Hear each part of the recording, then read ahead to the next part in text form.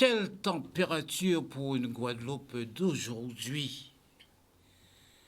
Nous ne sommes pas au bord de l'explosion, mais il fait très chaud. Il y a de la tension dans l'air. C'est une situation anxiogène qui se présente à nous sur le plan économique, sanitaire et social. Le chômage continue à augmenter, le pouvoir d'achat diminue avec l'augmentation de l'essence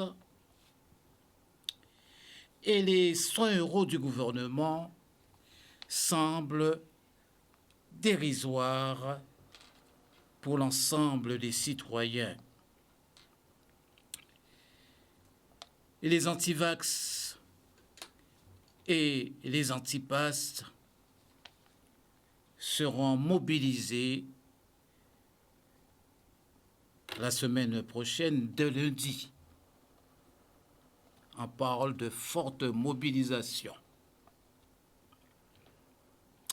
Et aussi, il y avait les élections professionnelles des chambres consulaires. Ben, une question s'impose, est-ce que ces chambres contribuent véritablement à un réel développement économique du pays?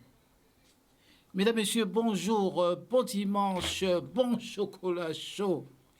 Et oui, Monsieur Seymour, comment va la Guadeloupe? Comment allez-vous, Monsieur Seymour? D'abord, à vous, je vais vous dire bonjour, monsieur. Bien bonjour à vous. Vous nous retrouvez, c'est très bien. Passez de bons moments. Moi, ça va bien, je peux dire. À vous, monsieur Ramaï, des amis du plateau. Et surtout, bonjour aux téléspectateurs de Canal 10 qui nous regardent. Et sans oublier nos amis absents, Nico, Raphaël, etc. Raymond Ramaï. Oui, bonjour Monsieur Mandré, et bien, bon retour à Chérianos. Et nous avons pris un peu de vacances, dirait-on forcé, à cause du tour de la Guadeloupe, tour de Marie-Galante. Et bien, nous revoilà. Bonjour à tous, bonjour à toute la Guadeloupe, à tous ceux qui nous regardent, en dehors de la Guadeloupe, dans l'Hexagone. Et puis bonjour aux amis du plateau. René Beauchamp. Bien bonjour à tout le monde, aussi bien c'est là qu'à regarder nous qui sommes ici dedans, et c'est comme là qui parle là qu'on nous a dit. À espérer que nous puissions dire tout ça, nous n'y a dit dans la situation là. Et personnellement, qu'il y a un hommage à un camarade de moi qui est mort et qui était là, c'est Lucien Péritin. Ah oui, c'est bien. En nous des mots à dire, nous devons faire ça tout à l'heure. Et Collet. Bonjour Monsieur Mandré, très content d'être parmi vous. Franchement, vraiment très très content. Bonjour à toutes celles et ceux qui nous regardent et particulièrement donc à mes parents. Eh bien, nous allons laisser René Beauchamp justement parler nous de camarade là qui mort là. Oui, Lucien Péritin mort après une longue maladie. C'est un camarade qu'on connaît depuis lors nous étions étudiants à la GEC, qui était plus grand que moi. Et qu'on retrouvait en Guadeloupe, là, en rentrée, il était déjà rentré avant moi. Et nous pas arrêté de militer ensemble d'ailleurs. C'était grand frère moins, pratiquement au niveau engagement moins côté ouvrier, agricole et paysans en région nous. Et aussi, tout combat là que nous menons permet de création des organisations, développement des organisations syndicales que nous connaissons à l'époque, l'UTA, l'UPG, l'UGTG et le GEG en particulier, d'avoir un membre fondateur du syndicat général de l'éducation en Guadeloupe. À un moment-là, ça a été contractuel et contribuer non seulement à créer l'organisation là, mais en particulier à développer une ligne fondamentale là, qui était la culture et la pédagogie et on l'école en service à peu près nous. Et Lucien, c'était beau. Ça qui était caractérisé, c'était non seulement engagement, mais ça qui était caractérisé, c'était capacité à agir sans bout à engagement, sans garder quelle situation personnelle. Et c'est comme ça d'ailleurs qu'à d'engagement, il laissait tomber d'ailleurs, ça fait enseignement et tout ça. Il vient un monde qui est engagé en tant qu'agriculteur, mais son beau qui n'a pas gardé, si vous voulez, à situation personnelle qui toujours maintenue en service à l'État pays. Si bien qu'actuellement à Bemao, quand on voit toute zone à Trion, celle-là, toute zone là, ça c'était une zone qui appartient à la cible. Et c'est les occupations de terre qu'elle lit en particulier, dirigées avec Serge Montout et autres, qui permettent un bon et peu de Bemao, ni case à l'heure actuelle, et maintiennent une certaine activité agricole alentour à Bemao, en niveau à la commune. Donc, en 440 millions d'avoir une mort d'une maladie qui était longue, qui était pénible, mais il était venu secrétaire général à l'UPLG. D'ailleurs, il était un élu politique dans la liste grand coup de main à l'époque. Il était parmi les gens qui étaient élus. Donc, son beau qui parle, là où il était maintenir un service à peu près, il pas parler en tête des sacrifices parce que pour lui c'est un bien naturel. En 440 à rendre hommage, c'est un ami très proche. Et c'est mort. Non, pas. Je crois que c'est bon, c'est lui, Machin Péritain, c'était mon grand militant, un homme actif, bien connu. Hein. À l'époque, aux Amouniens aussi, je pense. Oui. Mais c'était toute une période dans les années 70-80. C'était une équipe de bouc. On suit les luttes qui menaient à l'époque, une verticalité idéologique indiscutable. Hein. Mais la vie est ainsi faite. Il y a un début, il y a malheureusement une sortie de vie qu'on apprécie à sa manière.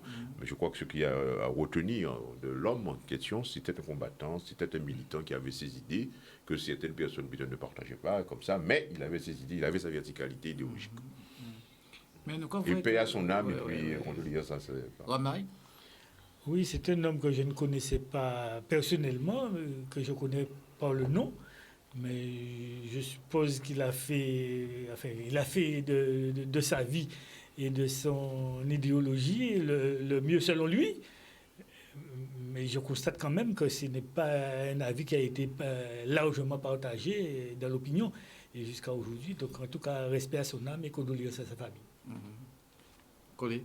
Oui, c'est pas quelqu'un que j'ai côtoyé, que j'ai connu, mais eu égard donc à ce qu'il était, ce qu'il représentait et les combats qu'il a eu à mener, bien évidemment, le retentissement médiatique était tel que cela a été porté à ma connaissance. Je ne peux que, au-delà de m'incliner devant justement la stature d'un homme qui a pensé promouvoir l'idée que la Guadeloupe pouvait justement voler de ses propres ailes.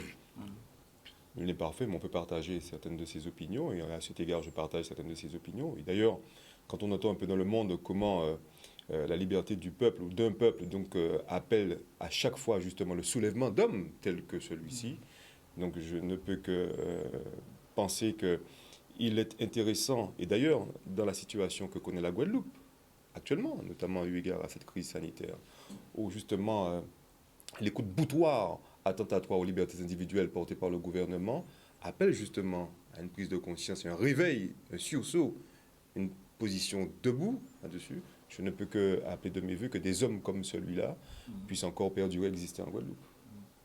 Mais en constat, c'est toute une génération qui s'en va petit à petit. Oui. Donc, Mais c'est la place à une nouvelle. Oui, c'est ça. C'est la place à une nouvelle. C'est toute la génération. Eric Deval, Tesoros, Péouitin, Tesoros, toutes ces... docteur, comment s'appelle encore ceux de Sainte-Anne? Oui, Claude est toujours là. Oui. La Fontaine aussi. Ah bon? Oui, Claude est toujours vivant, Claude est toujours là. Mais c'est toute une génération, Barfleur, etc. Oui, Barfleur, qui docteur est parti. Barfleur. Qui part, mais ça c'est le renouvellement de la vie. On a pas loin. On a encore notre ami. On pas loin Chimela avec nous. On pas loin Chimela, parce que 72 ans, puis 77 ans, bon.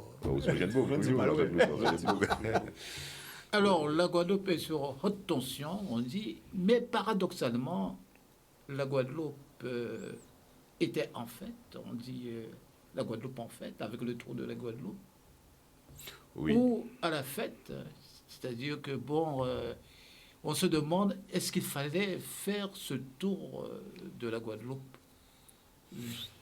Monsieur Seymour. Oui, vous l'avez bien dit au début, le contexte, la Guadeloupe, le climat est extrêmement anxiogène, tant sur le plan sanitaire, notamment sanitaire, question de santé, le plan économique et aussi sur le plan social. Mais on ne peut pas quand même se contenter de ce contexte-là et de dire on ne va rien faire. D'autant que l'événement...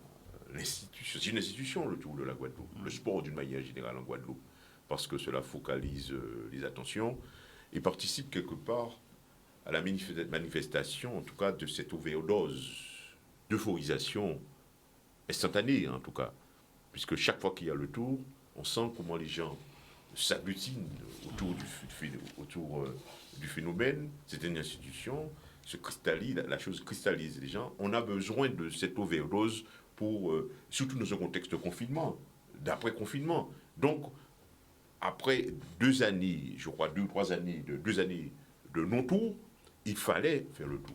Je trouve que c'est une initiative extrêmement courageuse des organisateurs, des institutions qui ont contribué à cela, et ça s'est passé parfaitement bien, mais d'une certaine manière, on voit que c'était attendu, n'est-ce pas?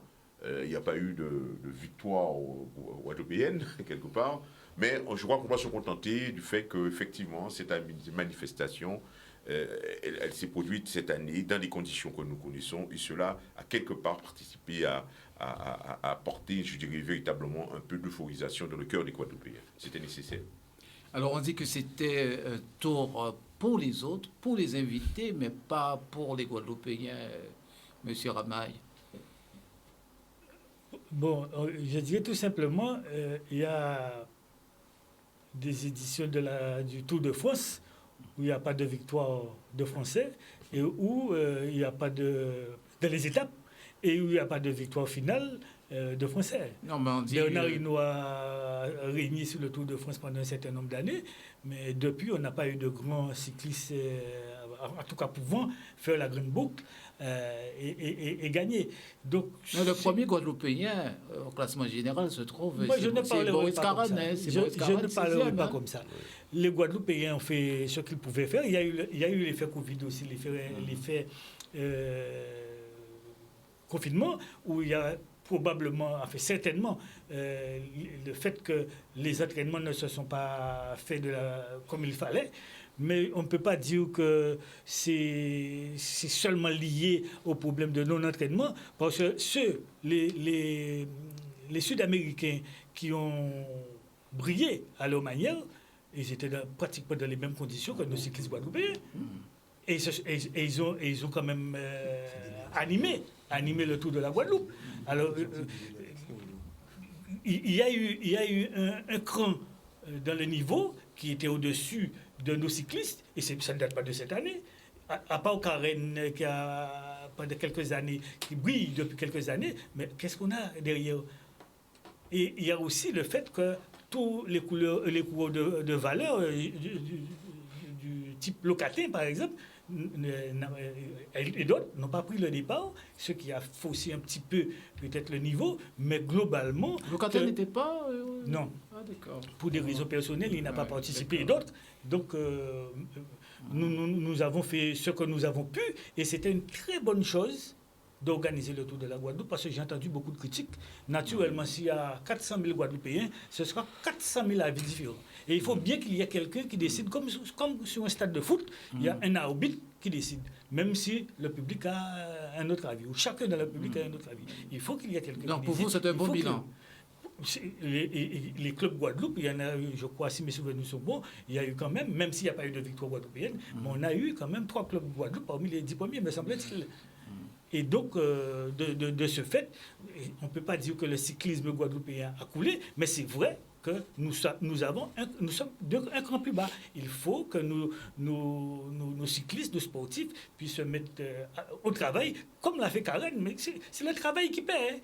Il faut travailler, il faut, comme Teddy Riner et bien d'autres, il faut travailler, c'est le travail qui paie. On ne peut pas dire qu'on va prendre le vélo, on va faire quelques petites, comme on dit, l'entour au Bocase, et puis on ira faire le tour de la Guadeloupe. C'est pas possible, il faut se mettre au travail, comme Karen a fait, et bien d'autres qui ont des résultats.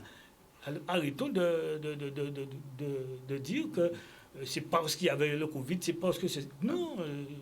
Comme on dit, de tirer sur l'ambulance. Et celui qui a gagné, c'est un très grand champion. Et on a besoin de champions comme ça en Guadeloupe. Mais c'est le travail qui paie. Alors, René. Oui, non, mais premièrement, est-ce qu'il faut faire tout? Est-ce qu'il faut faire tout? En bas, pour un point de vue spécial, ça, je tiens à dire, c'est qu'à comprendre qu'à niveau de la fédération, qu'on pas tenu tout qui fait depuis pratiquement là, puisqu'on l'en est. 2 ans. 2 ans, hein. À cause des problèmes virus là et confinement là, c'est une manière pour eux d'affirmer que bon, organisation là, bien là, qui a existé, avait toutes les contraintes que yo prend. Hein. De toute façon, tout là, ça, il pas un tour qui était fait pour te permettre de Guadeloupe gagner. Ça, c'est à peu près certain. Alors, nous, il ne faut pas nous prendre excuse à Covid, mais là, on va confiner en bas, qui ont monter à la bicyclette. Donc, ça veut dire qu'on pas ni entraînement, on pas ni bitin, on pas ni cela, bon, etc. Donc, les clubs qui viennent, les clubs extérieurs, c'est des clubs qui, vu la situation sanitaire là, à Casaïou et tout ça, ils ont tenu les moyens. Et puis, c'est des clubs qui sont pratiquement professionnels. Il faut nous faire très attention à ces ça. Hein. Clubs là qui gagnent là, l'équipe là, sont équipes qui sont professionnelles. Il y a tout staff là qui vient professionnel complètement l'année prochaine. Mais ils étaient déjà, enfin là, mais ils étaient déjà professionnels. C'est-à-dire que c'est des beaux qui pas poser la question des savent, quand ils boivent manger, qui gèrent le travail, etc. etc. Et là, où nous pas parler, par exemple, des clubs guadeloupéens, nous avons remarqué que les clubs guadeloupéens, ils étaient animés essentiellement par des gens qui viennent des Sud-Américains, etc., qui en réalité ont entraîné à Casaïou et qui viennent spécialement pour le tour, hein, qui préparent quelques jours à l'avance, mais qui ont préparé largement autrement et qui a donc situation, même en pays ailleurs, de semi-professionnalisme depuis un bon moment. Ici, en Guadeloupe, nous avons les mêmes structures. Et c'est courant nous là qui étaient toutes les contraintes que la situation était posée, pas tenir les mêmes moyens pour rivaliser avec ces messieurs. Quoique on a trouvé que malgré ça, ils ont montré quand même suffisamment costaud pour un certain nombre de coureurs guadeloupéens parce qu'il y a des moyennes qui étaient pas de 45 et parfois de 50 km/h. Ça, qu'a montré, valait à ces gens-là. Donc, en cas de ça, d'avoir un réel problème, justement, de faire paraître des champions guadeloupéens. Alors, c'est vrai, c'est le travail qui paye, mais encore faudrait-il que, pour permettre au travail dans les conditions les meilleures possibles, il faut mettre les moyens à disposition à eux et pas nécessairement, obligatoirement, payer des mercenaires tout le temps pour venir représenter Club nous. En cas de ça, en passant, hein, c'est ça qui fait l'objet peut-être de notre débat. Ça qui ne fait pas dire qu'il ne faut pas avoir une confrontation avec l'extérieur. Même à Casanou, on peut ni s'habiter à ça. Mais on ne peut pas ni un traitement pour ceux-là qui viennent de voir, et pour ces nous-là, pas ni même type de traitement-là, et veulent qu'ils aient les mêmes performances que ces gens-là. C'est tous ces problèmes à organisation, à le sport, à un pays en nous, qui n'y a réfléchi à niveau là ça. Donc, moi, on pas du tout compte qu'ils ont fait le tour, mais ni des problèmes qu'a posé. Ouais. Bon, est-ce que, bon, c'est la pub pour le chocolat chaud. Alors, toujours avec le tour de Guadeloupe collé. Alors, oui, mais alors, je suis tout à fait d'accord avec les propos de mon ami. Ton nom m'échappe. Beauchamp. René, il faut que je retienne. René, et je souscris totalement, c'est tout à fait vrai. C'était un tour de chauffe. Les conditions de réalisation de ce tour n'ont pas échappé à chacun. Nous n'avons pas bénéficié, comme tu l'as annoncé, de circonstances qui nous auraient permis de nous entraîner, de nous échauffer mieux que ça, de nous préparer. Et puis, cela met en exergue une situation assez particulière, qui est celle du comportement. Il faut revenir dessus, et c'est une vérité. Le sport a été mis entre parenthèses, pour des raisons qu'on connaît, mais surtout pour le comportement assez particulier du gouvernement et autoritaire du gouvernement. On ne nous a pas donné l'opportunité, nous, de penser notre sport dans les conditions de crise sanitaire. Alors qu'on aurait pu discuter, renégocier. Je rappelle que le Tour de France a eu lieu. Il a eu lieu. Alors qu'on le pensait masqué, qu'on le pensait distancié dessus. Pas du tout. Il s'est produit dans une euphorie, et d'ailleurs, bien.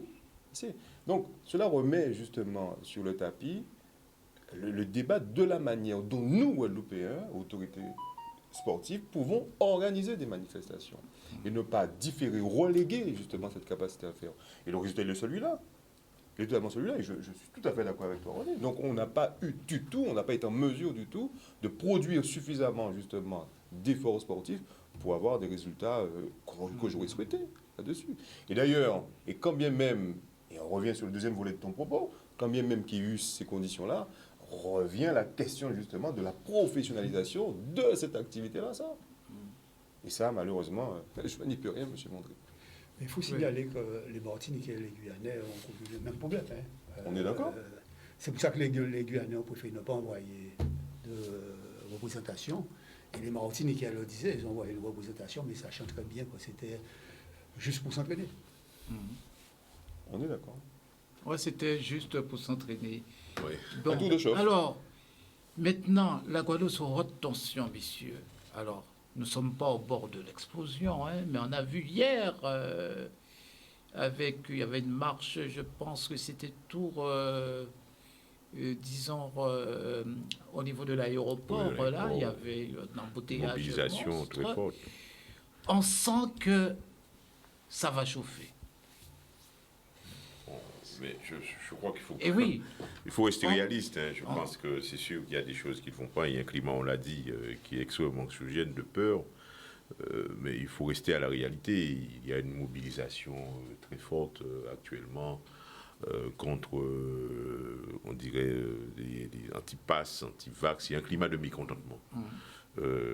En fait, dans ce climat-là, je dirais... même sur le plan économique. Hein. Sur le plan économique, oui, sur le plan économique, c'est extrêmement préoccupant, on le sent, mais ce que l'on voit, je crois qu'il ne faut pas mélanger des choses. Il y a d'abord les mécontentements autour des conditions sanitaires, donc on dit anti-vax, anti-pass, aussi défense des libertés, et on voit là, c'était concentré, je dirais, de plusieurs choses. Dans ce concentré, on va trouver une forte dose d'idéologie, des ambitions qui s'affirment, des visions qui s'affirment, autour, ma foi, d'une vision du territoire, d'une vision de la vie, je dirais, j'appelle ça la composante idéologique du concentré. Il y a aussi, je dirais, de l'ignorance aussi. Parce qu'on en voit, il y a aussi des adhésions, des personnes qui adhèrent à ça, à cette lutte, qu'on peut comprendre aussi, parce qu'il s'agit de défendre des libertés, mais il y a aussi une forme d'adhésion qui se fait comme ça parce qu'on ne sait pas de comprendre. Nous Adam, nous quoi suivre, nous quoi Adam. Il y a aussi donc aussi faiblesse aussi qu'il y a de se concentrer. Il y a aussi des personnes qui sont je dirais d'une grande faiblesse. On parle des réseaux sociaux, la présence des réseaux sociaux, de la communication autour de cette action-là, de cette mobilisation anti-vax, anti-pass, défense des libertés. Mais sur les réseaux sociaux, il y a de la vérité, mais il y a aussi un peu tout. Donc imaginez-vous l'individu, qu'il n'y a pas, comme j'aime souvent le dire, ce recul pour analyser, pour comprendre quelque chose, pour réfléchir là-dessus. Eh bien, lui, il est là, il est dans le bain. Il est dans le bain ou il n'est pas dans le bain, mais on rend compte qu'il y a du monde qui se mobilise autour pour exprimer leur mécontentement. Ça, c'est sur le plan sanitaire. Et en réalité, le danger, il est où? Le danger, pour moi, ce sont les Guadeloupéens, la Guadeloupe. La Guadeloupe, parce que j'ai eu l'opportunité de passer devant les structures de soins, les hôpitaux et autres choses, même les centres d'analyse. Il y a des endroits où j'ai vu la mobilisation s'exprimer. C'est-à-dire, où les gars mettaient des pneus, il y a comment ça s'appelle encore, des palettes. Il y a tant d'ailleurs, c'est mobilisé, il y a des entrées qui ont été bloquées. Moi, je dis heureusement, on peut penser ce qu'on sait. Heureusement qu'on a débloqué. Parce que moi, je suis allé au CHBT, aux urgences CHBT, il y avait l'obligation d'y aller. Mais je peux vous dire, on peut faire CHBT au week-end dernier, et vendredi dernier. Vous ne pouvez pas entrer comme ça, hein. Eh bien, moi, j'étais surpris de voir ça. Quoique, ils étaient un peu à côté. Mais on sait que ce n'est pas comme avant. Par contre, à l'intérieur, vous avez vu, il y avait des personnes qui travaillaient. Moi, je dis que vraiment, un coup de chapeau au CHBT. Les personnes qui étaient là, que ce soit infirmières ou médecins, eh bien, ils étaient accrochés, ils travaillaient. Il y avait un sentiment, une vision, en tout cas, de grande sérénité à l'intérieur. Tandis qu'à l'extérieur, ce n'est pas ça. Moi, je crois que dans cette affaire de défense des libertés, de vision du territoire, de passe, anti-passe, je crois qu'après, il faudra se poser la question autour pour le Guadeloupéen lui-même. Parce que les gens qui sont dans les hôpitaux, ce sont des Guadeloupéens. Quand vous entrez, vous voyez sur les brancards, ce sont des Guadeloupéens qui souffrent. Parce qu'il y a un déficit de personnes qui ne travaillent pas. On les retrouve dehors, ces personnes-là, qui sont mobilisées. ils ont leur vision. Tu vois. Mais quand je suis entré, moi, j'ai vu des Guadeloupéens sur des bancaos qui souffrent. Eh bien, il n'y a pas souvent d'infirmières pour s'occuper d'eux. Alors, peut-être ils se disent, mais où sont les avions pour les emmener là-bas? Mais il y a un problème qui se pose. Et puis, il faut aller aussi beaucoup plus loin. Je vais laisser la parole. Plus loin, c'est-à-dire les conséquences. Parce qu'on prétend qu'on va appliquer la loi. C'est ça de lundi, apparemment. Retenu de salaire, je ne sais pas. Mais, M. Mandré, est-ce que vous avez déjà un instant, nous avons déjà un instant pensé aux conséquences sur les ménages? Je pense que l'heure des divorces commence. Quand on verra que les salaires ne tombent pas, il y a un monsieur dans le ménage qui est pro-vax, qui est pro-pass. La dame est anti-vax. La dame est infirmière. Il n'y a pas de salaire qui entre. Il n'y a pas de... Les traites arrivent, les échéances. La banque appelle. Ante dit ou pas, il y a dans ça, ou demain ou de haut. C'est ça qu'on entendra. Et après, on les verra devant l'avocat. Moi, c'est sûr, il faut analyser ça comme ça. Hein. Quand on a un phénomène, il faut regarder les conséquences, il faut anticiper, imaginer.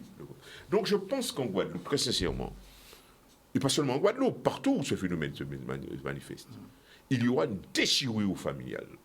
Et comme on voit en Guadeloupe, c'est un petit territoire, tout est amplifié. Voyez-vous, M. Mandry? Alors, je crois que c'est ça. Parce qu'on pourra dire en fin de mois, lorsque les banques qui ont des échéances à honorer pour le compte de leurs clients, il n'y a pas d'argent, il y a du retard, eh bien, qu'est-ce qu'on peut faire? Ceux qui sont les victimes, eh bien, ils doivent tout simplement se retourner contre les organisateurs, les syndicats. C'est pourquoi, d'ailleurs, j'ai entendu des syndicats appeler les adhérents à payer les cotisations. Parce qu'il faudra gérer tout ça. Et je crains que ce phénomène-là peut avoir des effets pervers, en tout cas de blocage sur les ambitions des uns et des autres pour accompagner le mouvement. Mais il y a un débat réel à poser sur cette question-là, parce qu'il s'agit de la Guadeloupe avec ces individus. C'est-à-dire qu'on risque d'avoir une Guadeloupe avec beaucoup de militants, beaucoup de personnes en quête de liberté, mais malheureusement, il n'y aura pas de Guadeloupéens. Tous ils seront morts, ils seront handicapés, ils seront malades. Donc, il collait, parce que je te sens venir. Tu gères ton personnel. Bon, alors, collé. Votre question, M. Mandré. Disons, comment voyez-vous les choses, la manière dont Jean a présenté ce déchirement entre les ménages, entre les Guadeloupéens, les anti-vax, ceux qui sont pour les vaccins, et donc avec les sanctions, c'est-à-dire ceux qui risquent d'être mis à la porte, oui, j'ai bien. des mises à pied, etc. Je cerne à côté de la caricature qu'a fait Jean. Et d'ailleurs assez agréablement Jean dessus. J'ai pour mémoire donc ce probable, ou en tout cas ce début de massacre à la tronçonneuse au moule, je crois. Ah oui. Donc, parce que dans le ménage, monsieur était tenant d'une thèse contraire à celle de madame, et donc ça s'est terminé à la tronçonneuse. Dieu merci, donc c'est la porte qui a payé, on a payé les frais. Mais cela cristallisé montre bien la situation dans laquelle, et je répète encore mon propos tout à l'heure, que le comportement de ce gouvernement face à cette crise. Je suis très inquiet. Inquiet sur deux volets. Le premier, je reste persuadé, en faisant un peu de lecture, la première obligation vaccinale a commencé en 1900 concernant la variole. Il y avait une obligation vaccinale pour la variole. Mais je n'ai jamais vu que les moyens mis en œuvre par les responsables de l'époque aboutissaient à ce que nous voyons aujourd'hui. Non, je n'ai pas compris la mise en balance des moyens utilisés et le but poursuivi. On nous dit souvent que le but poursuivi, c'est d'atteindre l'immunité collective.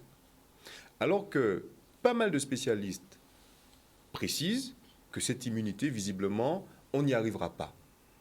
Par ailleurs, on nous explique bien que les personnes par lesquelles ont été inoculés le vaccin sont des personnes qui ne feront pas de forme grave, mais qui sont susceptibles d'être contaminées par la Covid et de vous la transmettre. Autrement dit, le vaccin a une efficacité mesurée. En tout cas, elle n'est pas celle qui fasse qu'en sorte on vous protège et qu'on autorise ces personnes-là à se sentir beaucoup plus fortes, socialement parlant, eu égard à celles qui n'ont pas le vaccin. Il n'y a qu'à voir la distanciation qui est faite entre ces personnes vaccinées et celles qui ne sont pas, dans les files d'aéroport par exemple, et ailleurs. Et là, il y a une question qui se pose sur les libertés individuelles et le comportement de l'État face justement aux lieux de vie collective. On différencie les personnes. Le principe en droit, c'est que l'entrée dans les lieux de vie collective ne sont pas soumis à obligation de vérifier l'état de santé de quelqu'un. Et là, on y est, M. Mandré. On y est. C'est inédit. Restons sous le but poursuivi. Le deuxième, il est quoi? Il est que, et j'essaie encore de comprendre, les moyens utilisés, le but poursuivi. On nous dit que si le but poursuivi, c'est d'empêcher que les hôpitaux soient soumis en tension, soient mis en tension à cause des personnes qui ne seraient pas vaccinées, qui arriveraient, alors quelle est la nécessité de vacciner les plus jeunes, sachant que justement ces derniers ne connaissent pas de forme grave du Covid? C'est particulier. Quelle est la nécessité d'aller vacciner ces jeunes-là? Parce qu'ils n'iront pas à l'hôpital. En tout cas, ils ne présenteront pas de forme grave à l'état actuel de la situation sanitaire. Quel est le but poursuivi? Quel est l'intérêt de nos gouvernements qui participent à une idéologie malsaine, à mon sens, et autoritaire dans cette lecture-là? Donc c'est un peu normal, M. Mandré, je m'associe à ce qui se passe en Guadeloupe, qu'on va jusqu'à me dire, mais vous n'irez pas travailler et que votre traitement sera suspendu. Mais bien évidemment, avec les conséquences induites de quelqu'un qui ne peut plus percevoir ses revenus, M. Mandré. C'est une situation inédite sous la Ve République à cause d'une crise sanitaire, et pourtant le monde a connu des crises sanitaires qui ont été réglées, jugulées autrement que par justement les moyens de domination, de coercition, de contrainte et carrément de mise à la rue. Oui, il faut rappeler les propos d'Emmanuel Macron qui vous disait que pour trouver du travail, il fallait juste traverser la rue. Donc, ce comportement, il est mauvais, nauséabond. Ben oui, vous savez, le marquis de Lafayette disait que face à une situation comme celle-ci, l'insurrection est la plus belle des révoltes. On ne peut que se révolter, que s'insurger face à cela. Je ne peux pas, à cause d'une situation sanitaire, perdre mon emploi. Parce que je pense que justement ce vaccin n'est pas suffisamment abouti dans sa méthodologie de recherche, dans sa façon justement de me protéger. Puisqu'en fait, elle ne me protège pas vraiment, ne me protège que de cette maladie. Et encore, M. Mandré, puisque certaines personnes décèdent de l'inoculation de la Covid. Ce qu'on veut faire taire. Il y a trop de questionnements, il y a trop de faisceaux d'indices, de questionnements justement sur ce paramètre de vaccin qui nous demande un peu de prudence, ou qui demande à ce gouvernement, pourquoi pas, de différer la manière justement de pouvoir faire en sorte que nous puissions tout simplement l'accepter ou pas. Et je crois que nous aussi, Guadeloupéens, ou élus Guadeloupéens, devrions davantage justement se charger de la situation de Guadeloupe, empêcher que ce qui est décidé en France hexagonale soit applicable ici. Il doit y avoir une différenciation de point de vue. Je prends l'exemple, M. Mandré. Vous savez, cette quatrième vague, pardonnez-moi. Oui, parce que la cinquième pointe le bout de son nez. La quatrième vague, comment? En France en particulier. Oui, en France en particulier, mais la Guadeloupe, c'est la France, c'est pas très loin. Vous savez, nous sommes en période de flux touristique intense là-dessus. Je me rappelle pour la quatrième vague, M. Mandré, rappelez-vous à l'occasion des élections régionales et départementales. Pourtant, les Guadeloupéens étaient très relax ou relâches dans leur attitude pour autant. Est-ce que nous avons eu une courbe qui grimpait eu égard justement à ce relâchement-là? Les administrés, les gens ont été votés et on n'est pas revenu à la maison avec des cas de Covid. Et une situation aussi inédite que spectaculaire que l'ouverture des frontières. Donc d'un coup, on part avec une courbe exponentielle là-dessus. Cela montre deux choses. La première, c'est que quelque part, nous savons contenir un peu la propagation du virus ici entre nous. Et dès lors que les frontières sont ouvertes, c'est un fait induit. Donc il y a une situation de résurgence.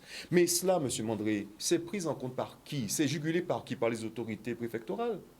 Mais est-ce que nous, Guadeloupéens ou les Guadeloupéens, nous avons justement une manière de penser sur cette façon de faire? Pas du tout. Rien du tout. Et vous verrez là maintenant ce qui va arriver de toute manière. Donc je crois qu'il y a un vrai débat politique à mener ici en Guadeloupe sur la façon dont nous devons justement gérer notre situation sanitaire. Bien évidemment en concordance avec les autorités de l'État, mais pas sous le coup de boutoir des autorités de l'État. Parce que ça montre bien que quelque part, il y a deux lectures différentes et deux politiques diamétralement opposées. Une autoritaire et une qui est un peu, celle qui est chez nous, de nos politiques, passive, attentiste et dangereuse. Monsieur Ramaille, bon, je baisse un peu la pression, mais Ramaille. Alors, je commencerai tout simplement par poser une question. J'écoutais la télé, un journaliste martiniquais qui posait comme question à un représentant de ceux qui manifestent en Martinique. Et le journaliste qui demande à son invité, qu'est-ce que nous avons compris, qu'est-ce que la Martinique n'a pas compris, ou que la Martinique a compris que le reste du monde n'a pas compris. Et l'invité, qui a bafouillé un peu pour chercher un petit peu sa réponse, alors je poserai la même question en Guadeloupe, s'agissant des manifestants. Qu'est-ce qu'ils ont compris et que le reste de la planète n'a pas compris? Est-ce qu'ils sont plus intelligents que le reste de la planète et que le reste de la planète sont des retardés mentaux et intellectuels? Il y a des scientifiques qui ont fait des recherches et qui ont trouvé qu'aujourd'hui, la seule porte de sortie pour sauver l'espèce humaine, il s'agit de sauver l'espèce humaine aujourd'hui. On ne parle pas de Guadeloupéens, il ne s'agit pas de la Guadeloupe, ce n'est pas le centre du monde. Il s'agit de sauver l'espèce humaine. Et personne sur la planète ne possède un résultat, en tout cas un traitement meilleur que le vaccin. Alors je ne peux pas comprendre que des gens qui sont dans la rue, qui certes, il y en a qui ont certainement été, qui sont des médecins, des infirmiers, etc., et qui n'ont pas de référence affûtée sur le plan mondial, des recherches qui ont été menées sur le plan mondial, et pour diffuser un certain nombre de contre-vérités sur les réseaux sociaux, ou même dans leur langage de tous les jours, dans les micros qu'ils utilisent, pour faire passer de fausses informations, et comme disait Jean, pour des raisons idéologiques. Il ne faut pas non plus exclure sur le plan guadeloupéen qu'il y a des gens qui mènent une certaine bataille, mais simplement pour défendre une idéologie politique pour la Guadeloupe. Je ne suis pas contre. Chacun, nous sommes en démocratie, mais la démocratie a aussi des limites. Hein. Il ne faut pas ceux qui croient, qui pensent pour l'ensemble des Guadeloupéens, que c'est eux que seuls eux ont raison. Les autres aussi ont leur mot à dire. Et peut-être aussi bien qu'on ressort d'élections générales, départementales, régionales et partielles départementales, on aurait dû voir ces gens-là se manifester au niveau des urnes. Or, on voit tout à fait le contraire.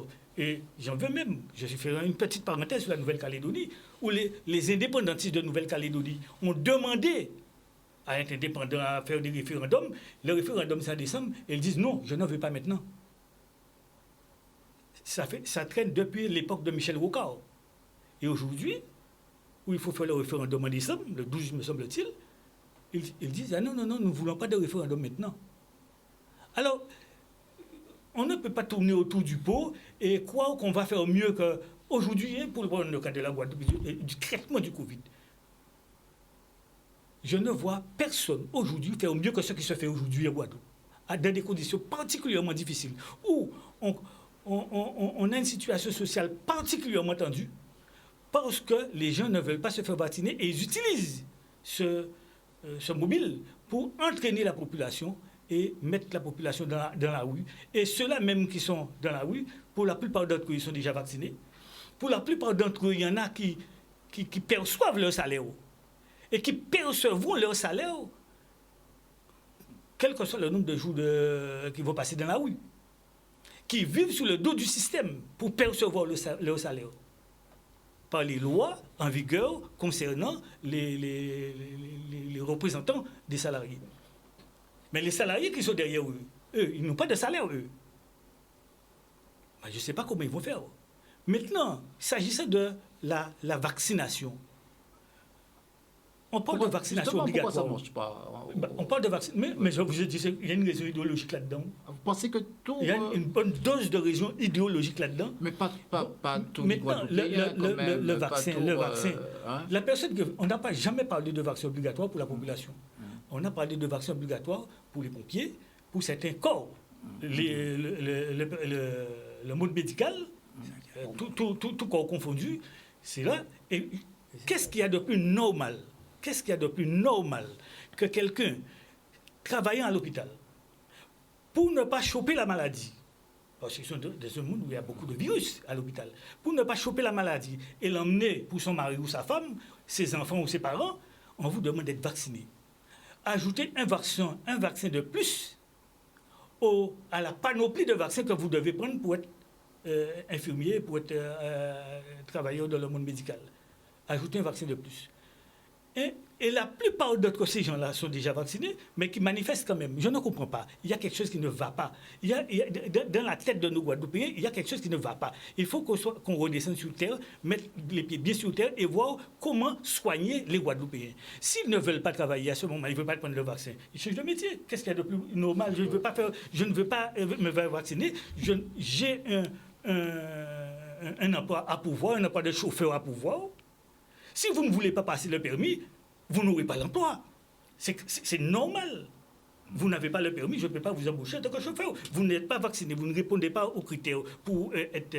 ou alors vous ne voulez pas, eh bien vous changez de métier. Qu'est-ce qu'il y a de plus normal? Maintenant, qu'est-ce qu'il y a de mortel, de vital, de ne pas se faire vacciner au risque de perdre son emploi?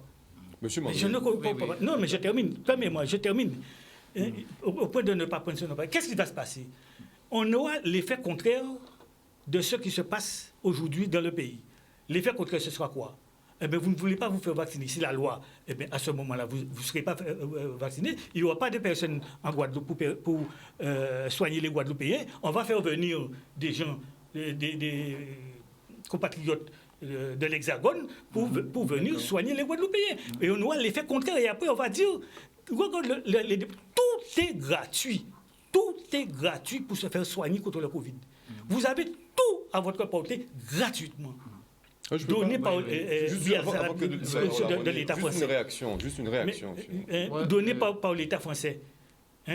De la nation. Comment peut-on s'opposer à quelque chose qui est particulièrement efficace pour soi-même et pour l'autre?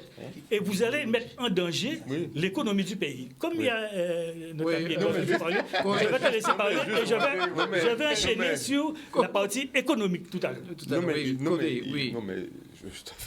Non, mais à dire que il faut bien comprendre une chose, parce que je pense qu'il y a pas mal de personnes qui ont écouté et qui doivent un peu bondir. J'espère. Eu égard à ce que vient de dire Raymond. Alors, il défend une position et qui est peut-être idéologique. Je considère... Comment? Certainement. Oui, je considère, M. Mandré, que cette obligation vaccinale, en tout cas, pour les professionnels de santé, elle est maladroite. Ne me dites pas qu'un infirmier, qu'un médecin, quand il travaille ou à l'occasion justement de l'exercice de sa profession, ce n'est que la Covid qui peut contracter à l'hôpital.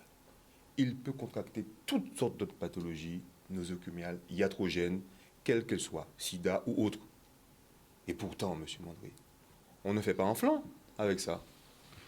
On n'en fait pas un flanc avec ça. Mais il faut aller plus loin dans la chaîne, justement, de soins. Ceux qui amènent le patient covidé aux urgences, les sapeurs-pompiers en premier chef, qui se battent, et ils ont raison de se battre contre cette imposition, entre les forces de sécurité intérieure qui sont en contact avec vous, avec nous tous, doivent aussi être vaccinés, policiers, gendarmes, etc. là-dessus. Leur commandant, leur responsable. Il faut continuer la chaîne, M. Mandré. D'ailleurs, à ce sujet, Emmanuel Macron, qui a été atteint du Covid, il a été vacciné ou pas, lui? L'exemple? Où est l'exemple là-dessus? Continuons plus loin. Quand on me parle d'obligation, l'obligation, Raymond, va encore beaucoup plus loin. L'imposition d'un pass sanitaire, c'est une forme d'obligation, c'est une forme de coercition. Vous demandez de présenter un pass sanitaire alors que vous vous rendez sur un lieu de vie collective, c'est une obligation. Et on vous conditionne là, prochainement pour les plus de 50 ans, on vous conditionne à une 3e dose si pour ceux, justement, et celles qui ne présentent pas une vaccination, un schéma complet. On vous la retire, ce pass sanitaire-là, on vous retire ce pass sanitaire si vous ne succombez pas, justement, à une 3e dose. On est dans une logique autoritaire, un comportement autocentré et inadéquat. Et ça, je crois que quelque part, c'est dangereux pour cette société qu'on appelle de droit, ou l'équilibre de cette société.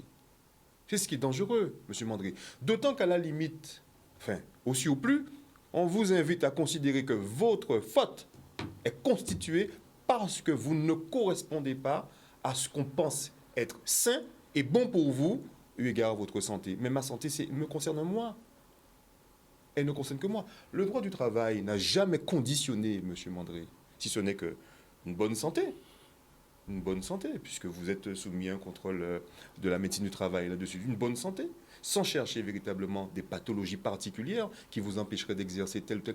Le droit du travail, il est clair dessus. On ne peut pas conditionner ça à ça. C'est dangereux, M. Mandré, c'est dangereux. C'est très dangereux pour cette société-là. On ne peut pas arriver à cette... Et on est en train d'arriver à une situation inédite.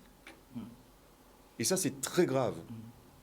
Alors, René Beauchamp, nous avons Babla, nous y est là. Non, tout à l'heure, là, on parlait au bord de l'explosion. Ouais. Non, encore quoi que ça qui dit, c'est que Jeanne ont implosion en Guadeloupe. C'est-à-dire, la société en nous, enfin, société en nous, j'ai implosé, il est divisé. Il est extrêmement divisé.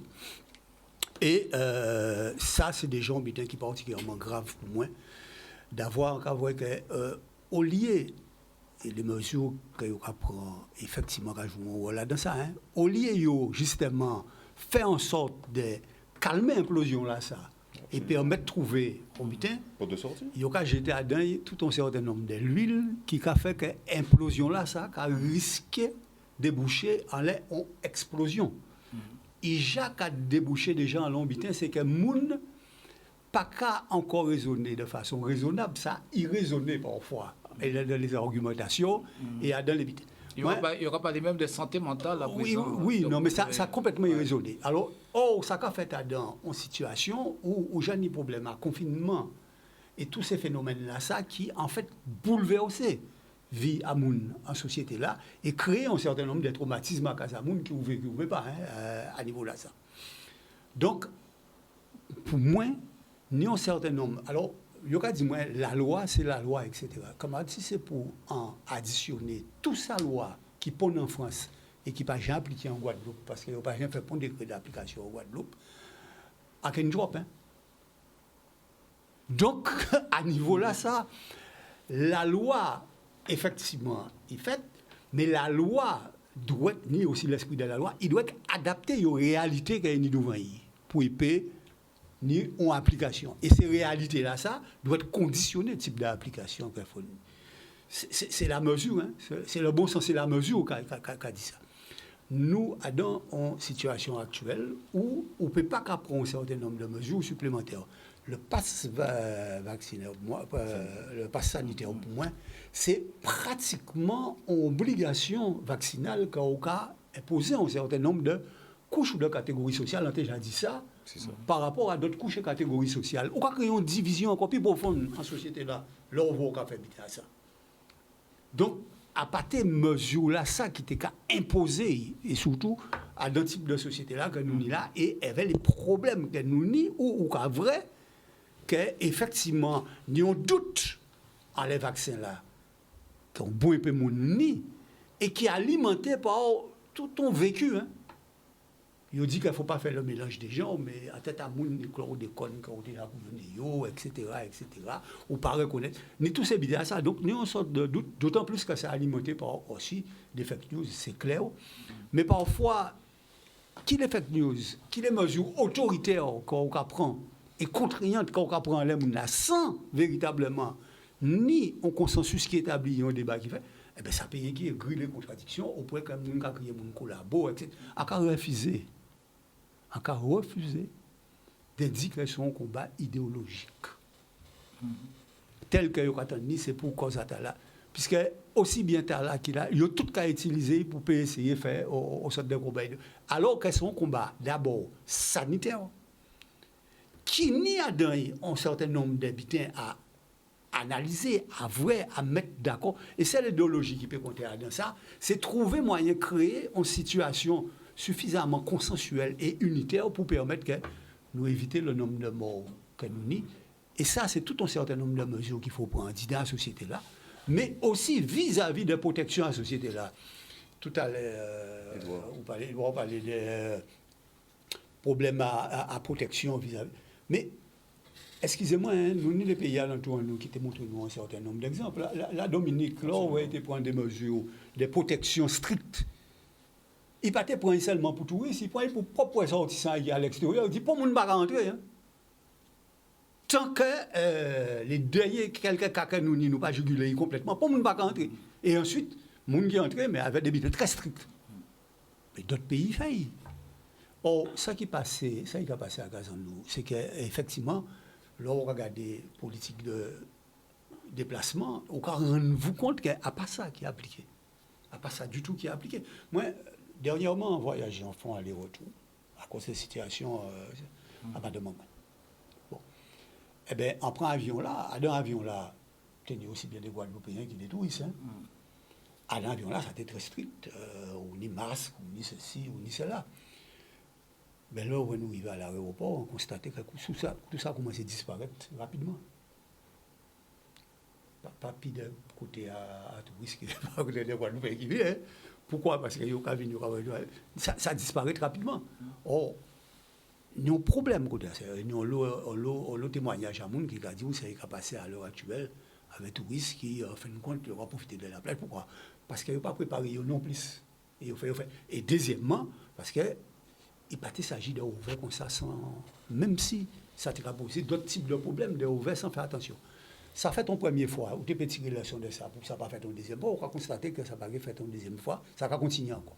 Bon, ni tout un certain nombre de biens. Ça. Deuxième problème, avec les mesures autoritaires qu'on prend là, ou créer des situations où les gens qui retrouvé, parce que nous parlons de gens qui travaillent à l'hôpital, qui ont retrouvé sans emploi.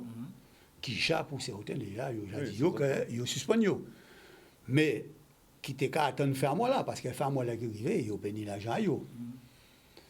À stress que ces gens là, ça janie et tous ces bitins là, ça, on peut ajouter d'autres types de bitins qui ont fait que faut pas retourner à un moment donné quand un certain nombre de gens basculer dans presque la folie mentale. Hein.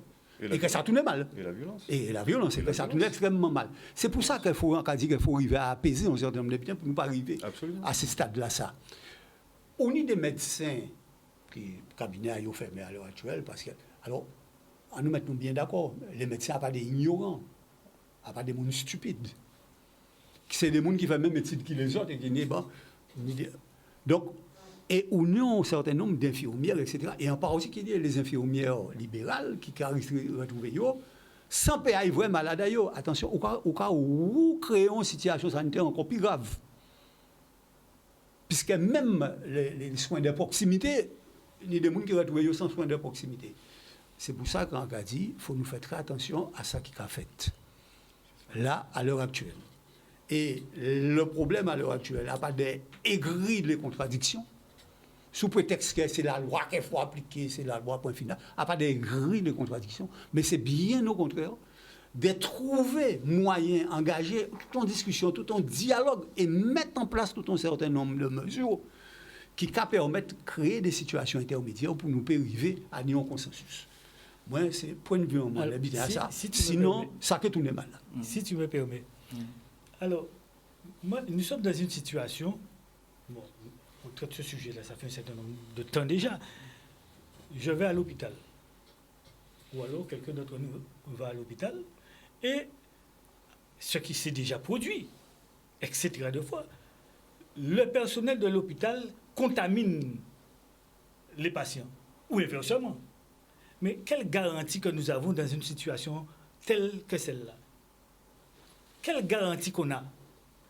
Parce que déjà le personnel, si je sais que ce personnel-là n'est pas vacciné, moi je vous dis bien franchement, je vais changer d'hôpital. J'irai dans un hôpital pour me faire soigner par des soignants qui sont vaccinés pour ne pas choper la maladie. Et quand mes parents viendront me voir à l'hôpital, pour ne pas choper la maladie. Qu'est-ce qu'il y a de plus de garantie? Qu'est-ce qu'on a de mieux à proposer à la population mondiale que de se faire vacciner pour ne pas se contaminer soi-même et sa famille et contaminer les clients éventuellement pour diminuer... Raymond oublie une chose. D'autre part, mais attends. D'autre part, lorsque on glisse vers l'économie, quand on a tendance à vouloir bloquer les hôtels, bloquer les avions, bloquer... Mais il y a des gens qui attendent ce démarrage pour gagner leur vie. Je ne dis pas qu'il ne faut pas négocier, hein, comme disait Bouchon. Il faut négocier, il faut trouver des consensus. Mais nous ne pouvons pas non plus. Quand ça nous arrange, on prend ce que donne la nation, et quand ça ne nous arrange pas, on rejette. C'est soit on prend tout, ou soit on prend rien. Alors aujourd'hui, nous sommes dans une configuration où il faut respecter les décisions de la représentation nationale. Eh bien, il faut respecter la représentation nationale et appliquer les décisions de la représentation nationale. Je ne vois pas 36 solutions. Nous ne pouvons pas choisir ce que nous voulons et prendre ce que nous voulons et rejeter ce que nous ne voulons pas. C'est un mélange de tout. Il y a parfois un peu plus de mauvais que de bons. D'autres fois, il y a plus de bons que de mauvais. Mais c'est comme ça la vie fonctionne. Même chez soi, à la maison, on dit à l'enfant, mais tu ne fais pas ce que tu veux. Il y a une manière de faire, il faut respecter les règles. Et le plan économique, bon, on va aborder peut-être le plan économique tout à l'heure là, on ne peut pas casser la Guadeloupe. Alors maintenant, les Guadeloupéens qui nous regardent, il faut savoir qui veut casser la Guadeloupe. Qui veut supprimer les emplois et qui veut substituer le personnel local à un autre personnel. Moi, je veux vous citer, je termine sur ça. Moi, je viens d'avoir dans la semaine quelqu'un qui est dans le domaine médical, qui a son entreprise dans l'île française d'à côté. Et comme le personnel est en grève, à part grève, pour certains en congé, ils ont pris des congés pour ne pas se faire vacciner, d'autres... il y a un dysfonctionnement dans l'entreprise. Le bonhomme a débarqué dans l'île avec son personnel. Il est venu avec son personnel. Vous ne voulez pas travailler.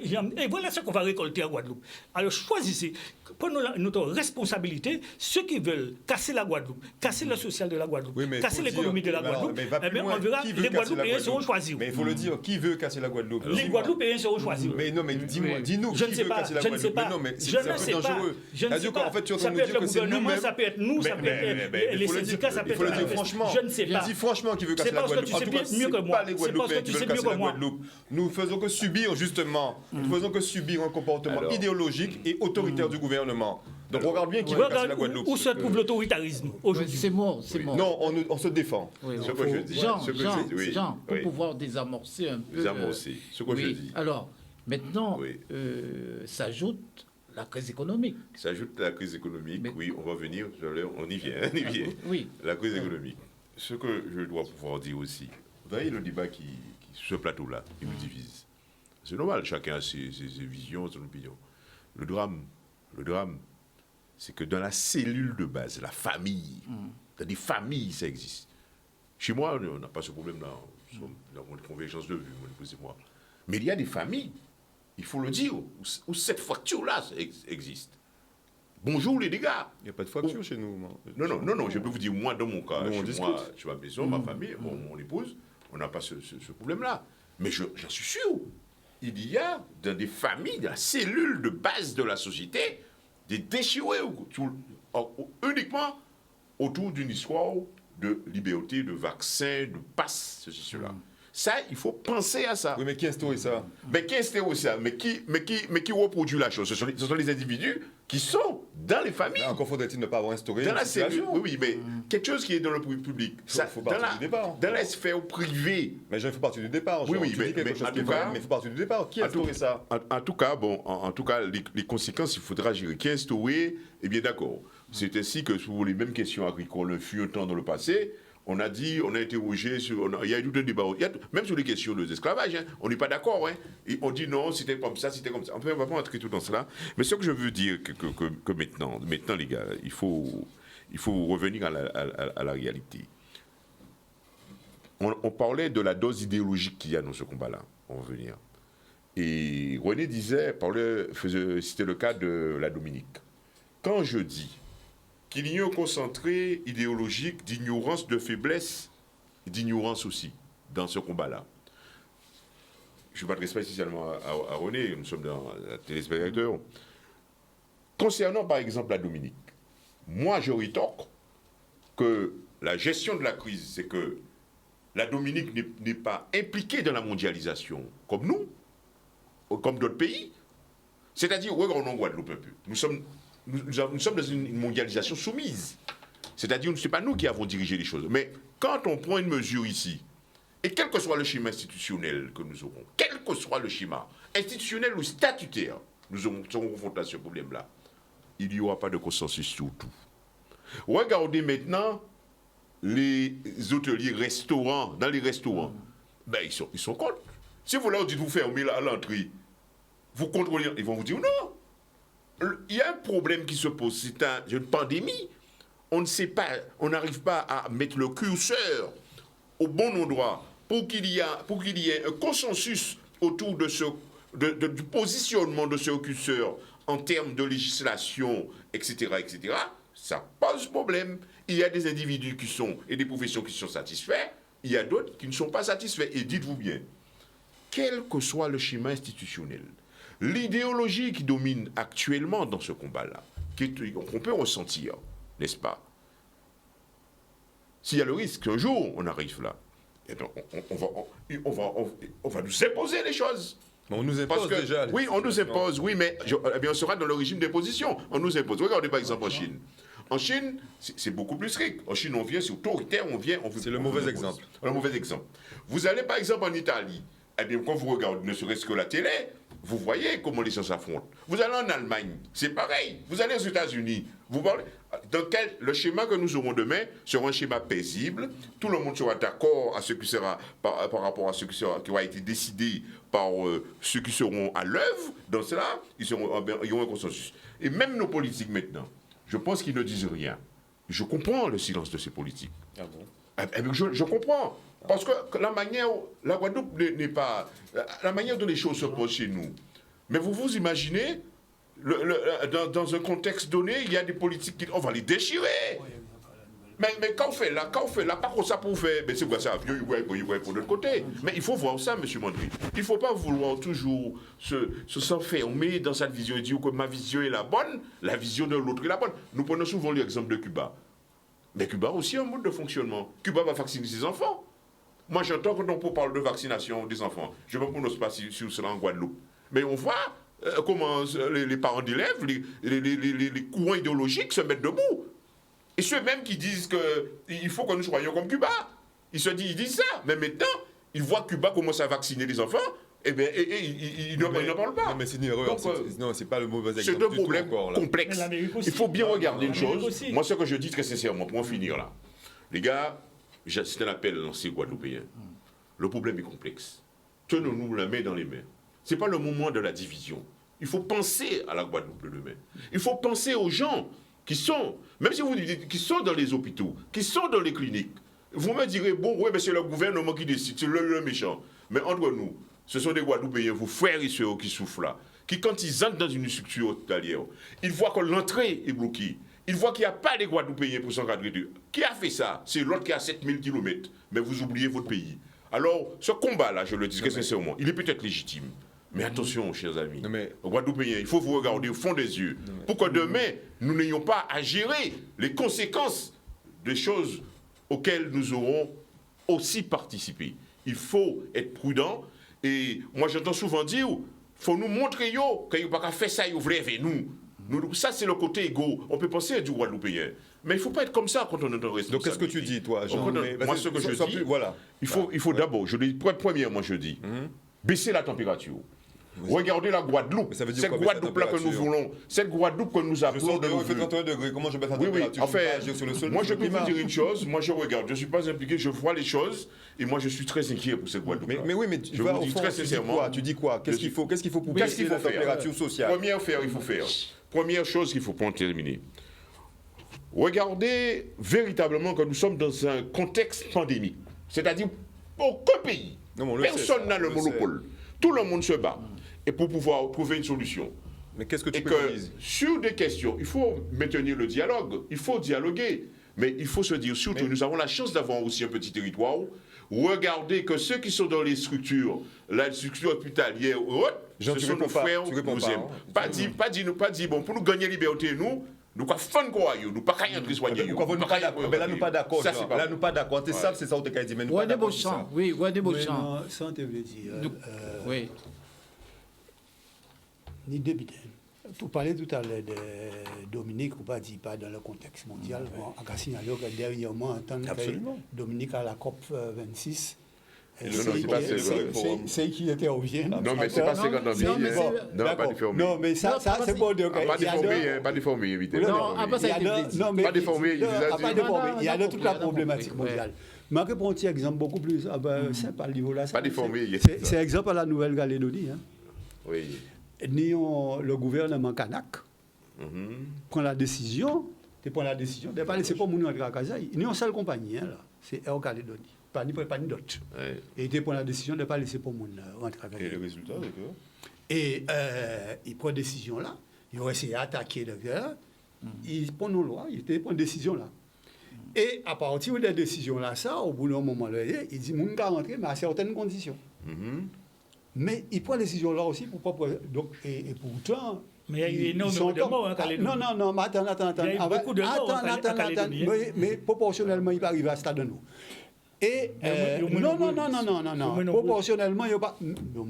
Proportionnellement, il va arriver à ce stade de nous. Et ils ont eu un hécatombe aussi en Nouvelle-Calédonie. Mais non. Il faut bien. Surtout chez les Kanaks. Mais non, il faut bien lire les informations et il faut connaître le nombre de. Il ne faut pas simplement parler des hécatombes comme ça, il faut garder les chiffres, et ça facile, hein, on peut renseigner au côté des... Un peu se renseigner. Ils ont pris en main leur situation sanitaire. Ils ont pris en main leur truc. C'est ce qu'on voulait signaler tout à l'heure. Et ça, c'est pour moi fondamental. C'est fondamental. Et c'est un peu ce qui nous a échappé. C'est ce qui nous a échappé, pas un peu, mais totalement à nous. C'est-à-dire qu'il n'y a pas eu une responsabilité locale qui s'est affirmée à côté de celle que l'État a partagée peut-être avec l'État. Mais il y avait une responsabilité locale qui s'est affirmée. Et pour moi, ça a été quelque chose d'extrêmement négatif. Et c'est ça qui a montré qu'il faut nous faire attention, justement, à ce que nous ne pas dépendre de ça, d'autres cas pensés pour nous par l'autre côté là, et qu'il faut nous mettre nous en phase de réalité. Mais qui aurait pu faire mieux et penser mieux en Guadeloupe? Non, nous pas balayer. Et penser par nous-mêmes. C'est ça. Il nous reste 5 minutes, monsieur. C'est ça, moi, à affirmer de manière très claire et très nette. Côté là, ça. 5 minutes. Éviter que nous arrivions à ça, que nous arrivions là. Beauchamp, ok, merci. Oui, alors, juste sur... qu'on s'appelle encore les résultats des élections professionnelles. Ça, on change de sujet? C'est fini? Oui, c'est fini, hein, parce qu'on a 5 minutes. Alors, est-ce qu'on peut dire un petit mot dessus rapidement sur les Il y avait tellement de choses très importantes ici au on reviendra dessus je réponds à votre question, la semaine. Mais écoutez, de toute manière, qu'est-ce que vous voulez que je vous dise d'une élection pour laquelle, là-dessus, pour la première, donc l'élection à la Chambre des métiers, tout le monde a entendu qu'elle est percluse probablement de fraude. Et là, ce n'est pas étranger. Pour la deuxième, pour la CCI, bis repetita, donc c'est toujours les mêmes. Est-ce que vous pensez que là, est-ce que je peux avoir là véritablement une visibilité sur un développement économique? Monsieur Mandré, là, franchement, je prendrai ma boule de cristal, je reviendrai le dimanche prochain pour vous le dire. D'accord, dimanche prochain. Wadé Beauchamp, rapidement. Non, mais il y a un gros problème parce que soi-disant, ils mettent les moyens modernes de vote, etc. Et on a constaté que la fraude a multiplié à niveau là ça. Donc, il y a un problème, il y a un réel problème qu'il faut voir complètement À Catillon bien, c'est que ces chambres-là, ils sont quand même importants parce qu'ils ont touché la formation, ils ont touché l'aide à ces secteurs d'activité. Ils sont quand même importants. Ouais. Mais ils ne peuvent pas trouver pollués par ces qualités bien-là. Ça, manifestement, il y a un verre dans le fruit qu'il faut le régler. Et à signaler, deuxièmement, puisqu'on va parler de ça rapidement, il y a aussi des élections politiques. Et là, on voit des gens qui ont avec 12% des voix. On ne peut pas dire où le bravo nous avons élu et nous que président. Ça a posé mon problème. Rabaille, oui. Oui, quoi qu'on dise, les élections des chambres consulaires, c'est quelque chose d'important. Maintenant, la manière dont ça a été fait, les moyens modernes qui sont quelque part défaillants, c'est vrai qu'il faut corriger un certain nombre de choses s'il y a des corrections à apporter, mais c'est important d'avoir des représentants dans chaque profession et ces chambres vont défendre les professionnels dans les différents organismes pour faire entendre la voix du monde économique de notre pays. Donc les élus de ces chambres, comme les élus de toute nature, nos élus sont des gens importants et il faut qu'on soit en phase avec nos élus pour qu'ils puissent nous défendre correctement. Élus politiques ou élus chambres consulaires. Bon, alors concernant... On termine avec Jean. Oui, il y a les deux élections consulaires, à savoir chambre des métiers, chambre de commerce. Oui. Bon, en fait, on connaît le rôle des chambres. On connaît. Bon, en fait, ce n'est pas vraiment, si je me permets de m'écarter un peu, rapidement, ce n'est pas vraiment cette chambre-là qui préoccupe mon attention. Moi, je suis beaucoup plus étroitement lié, je dirais, de par mes applications professionnelles, à la Chambre d'agriculture. Ouais. Je vais vous dire maintenant, ici, monsieur, quelque chose que je découvre. Personne n'en parle. La transition numérique à la Chambre d'agriculture de la Guadeloupe, en matière de traçabilité d'IPG, identification par exemple, traçabilité de la viande, la transition numérique est financée par les agriculteurs. Personne ne parle de ça. Je souhaite rencontrer Mathiasin pour interroger le gouvernement là-dessus, parce qu'on a caché ça aux éleveurs. Ça, c'est le premier point. Rapidement, le deuxième point, je pense au Marie Galanté. Marie Galante, bonjour. Eh bien, je vous le dis maintenant. Tous ceux qui reçoivent des aides, on appelait PMTVA, ADMCA maintenant, le millier de Marie Galanté et de Guadeloupéens, il y a un WhatsApp qui circule, bien connu, qui viendrait, me semble-t-il, de la Chambre. Qu'est-ce qu'il est dit? Qu'à partir de 2022, ceux qui n'ont pas de SIRET pour la DMCA ne vont pas percevoir les aides de l'Europe. Alors qu'on leur a toujours payé, alors que l'État, les services de l'État, notamment la DAF, n'a pas communiqué sur ça, parce que chaque agriculteur qui a un numéro de package a un espace virtuel. La DAF peut communiquer avec l'agriculteur à travers son espace virtuel. On n'a rien dit, mais on trouve une institution qui utilise le WhatsApp pour faire passer cette idée-là, alors que c'est quelque chose une décision qui, à mon sens, pourrait être tout à fait contestée dans le cadre d'un référé devant le tribunal administratif. Parce qu'on a toujours payé ces personnes-là et vous ne les avez jamais informés qu'on va arrêter le paiement. Il y a une institution, on parlait de la chambre d'agriculture, me semble-t-il, et le président ou son directeur peut me recevoir là-dessus pour en débattre. De toute manière, on sait que c'est mouvoir. On n'appelle jamais ces mots, parce qu'il y a vrai. Parce que vous savez que ce secteur-là est extrêmement fermé. J'en termine là-dessus et pour vous dire que j'ai une pensée pour les Marie-Galantais. La situation est difficile à Marie-Galante, mais il faut interroger l'institution chambre consulaire et il faut demander de suivre à votre service pour pouvoir vous éclairer sur cette question-là, parce que c'est inacceptable ce qui se passe. Ainsi va la Guadeloupe. Passer une excellente journée et à dimanche si vous voulez bien. Merci de nous avoir suivis. Oui.